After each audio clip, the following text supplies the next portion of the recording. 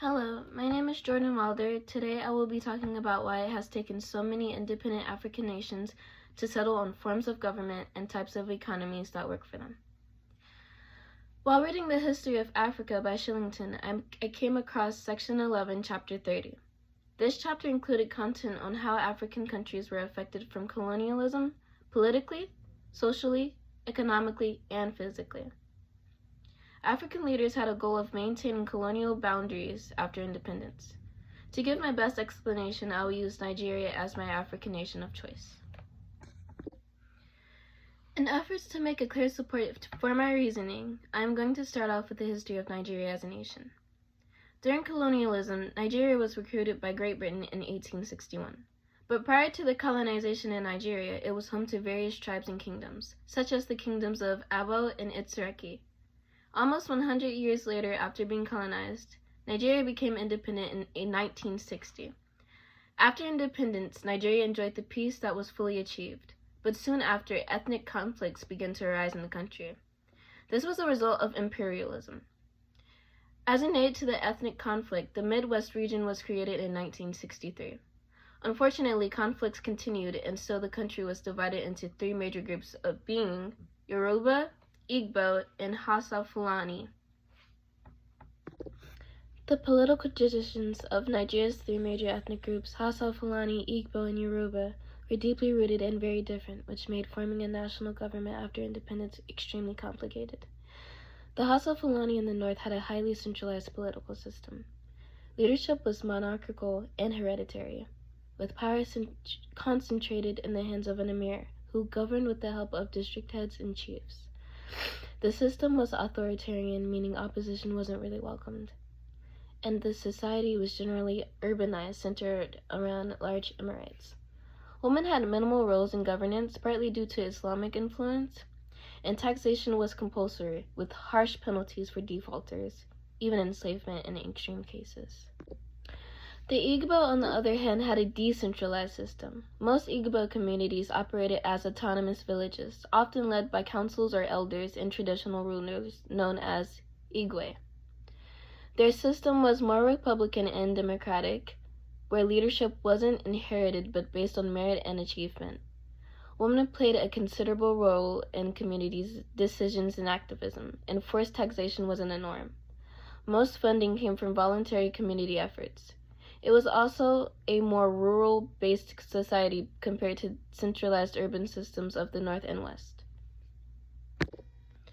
The Yoruba system was somewhat in between. It was centralized, led by the Oba, who was supported by chiefs and a council known as Oyomesi, and even secret societies like Ogbani, which added a system of checks and balances. Leadership was hereditary, like the Hausa Fulani, but more democratic than autocratic. The Yoruba had urbanized centers, and women had a reasonable role in defending community interests. So you can imagine, when independence came, these three fundamentally different political cultures were forced to operate under a single national government, creating tension, confusion, and eventually instability. Moving on to global factors, Nigeria suffered the consequences of colonialism years after they separated from Britain, strengthening the tensions between Nigerian cultures. Each region wanted to control their politics in their own way. With conflicts continuing and no unification in sight, political systems began to have flaws and eventually break down. In Nigeria, there have been multiple military coups, the first one happening in January of 1966. It was carried out by Igbo army officers, but not too long after, another military coup happened in July of 1966, the same year. It is now known as the Nigerian counter-coup of 1966, led by Fulani in retaliation of Igbo people. In 1967, Igbo declared its independence as the Republic of Biafra, under the rule of Ojukwu. This led to the Biafran Civil War that lasted until 1970. The Biafran War only proved just how bad conflicts were in Nigeria and how much of a challenge it would be to form a cohesive government that everyone agreed with. While political and militant issues sustained, global factors did not aid in making peace in the country of Nigeria.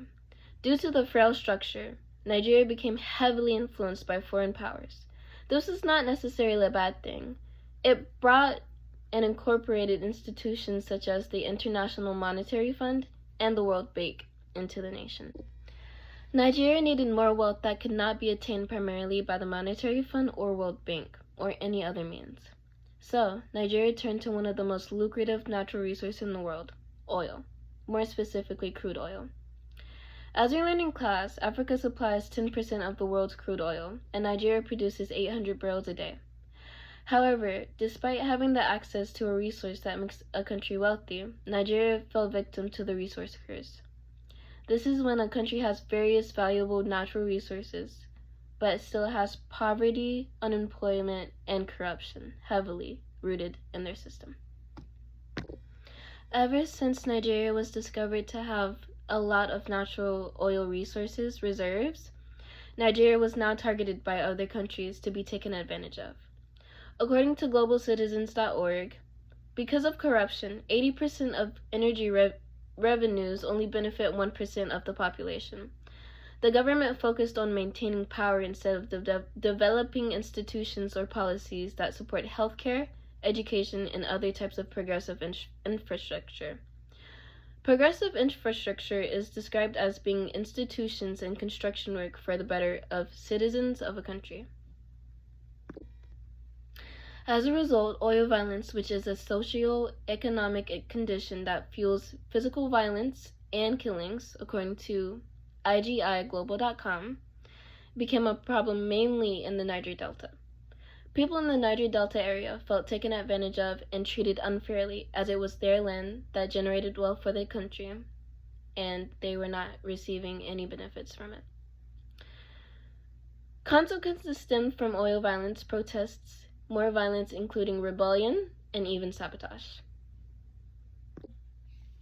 In conclusion, Nigeria's long and complicated journey towards finding a stable form of government and a functional economy is the result of deeply rooted local, global, and natural challenges. Locally, the country's major ethnic groups, the Hausa, Fulani, Yoruba, and Igbo, had fundamentally different political traditions and systems. Bringing them under one national government after independence created division, distrust, and repeated political crisis.